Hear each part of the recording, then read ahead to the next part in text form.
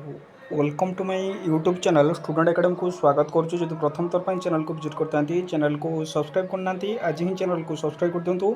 यही latest update सर्वप्रथम पाइबे। जदि व्हाट्सएप ग्रुप में जॉइन होना डिस्क्रिप्शन बॉक्स व्हाट्सएप लिंक दिखाई लिंक को क्लिक करके आप व्हाट्सएप ग्रुप में जॉइन करेंगे।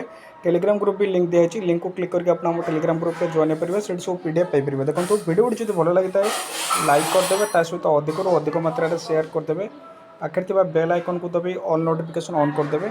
देखो स्कूल कॉलेज दाबी पर है आलोचना देखिपे। जो पेपर आर्टिकल आज अच्छी आईन मंत्री जो अच्छा पृथ्वीराज हरिचंदन मंत्री स्कूल कॉलेज शिक्षक आउ कर्मचारी जो है तार बैठक है तार फलाफल भी आसी।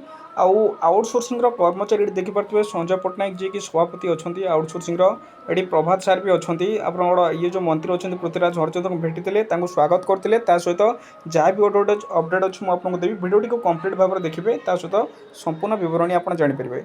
देखो ये जो रोचे आउटसोर्सिंग कर्मचारी ये जो भिडियोटी रोचे पृथ्वीराज हरिचंदन जो भेटी आपड़ जानी जो आउटसोर्सिंग स्ट्राइक होता स्ट्राइक पर जो बैठक बसता जो मीटिंग डाकी से मीटिंग रे पृथ्वीराज हरिचंदन हेड थे सहित किसी मंत्री को लेकिन गोटे कमिटी गठन कराइला। ये देखिपे आउटसोर्सिंग ग्रुप रे सेयार होती देखिपे। श्रीजुक्त मनमथ मल्लिक प्रचेषा आज मान्यवर आईन मंत्री जो अच्छा श्रीजुक्त पृथ्वीराज हरिचंदन को फूलतोड़ा दि जाए संबर्धना करागला एवं पुनर्बार आम कार्य को त्वरान्वित करने एक दरखास्त दिगला। जो कार्य पेंडिंग होता जो स्ट्राइक बेले कहला जो तीनोटी दाबी होची से दाबी उपर आलोचना हम आपंकर गोटे कमिटी गठन होती जो मानकर जिते दाबी होची से दाबी उपर आलोचना हम से जो आपंकर कम जहाँकि त्वरान्वित हो पार नाला आपंकर त्वरान्वित संबर्धना करागला सहित पुनर्बार आम कार्य को त्वरान्वित करने एक दरखास्त दिगला। से बहुत शीघ्र एक मीटिंग डाकी आलोचना करेंगे प्रतिश्रुति देले। एकाम्र विधायक श्रीजुक्त बाबू सिंह महोदय भी उपस्थित थे। आमर संघ अध्यक्ष जी रही प्रभात महांती और उपसभापति संजय पट्टनायक भी उपस्थित थे। ये आप देखिपे ये जो रोचे आज जो मीटिंग रोचे आईन मंत्री स्कूल कॉलेज शिक्षक कर्मचारी बैठक रोचे जो कि भुवनेश्वर 25/5 आईन मंत्री जे रही पृथ्वीराज हरिचंद्रन सहित ओडिशा स्कूल कॉलेज शिक्षक आउ कर्मचारी समन्वय समितिर आलोचना।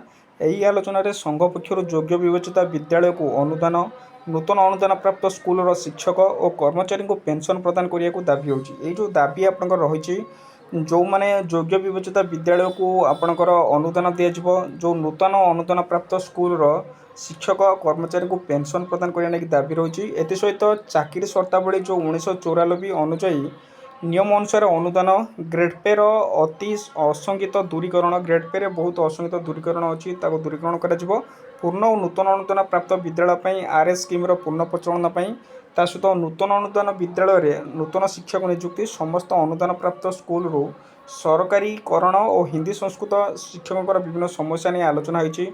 हिंदी शिक्षक और संस्कृत टीचर जो समस्या था तार आलोचना होती।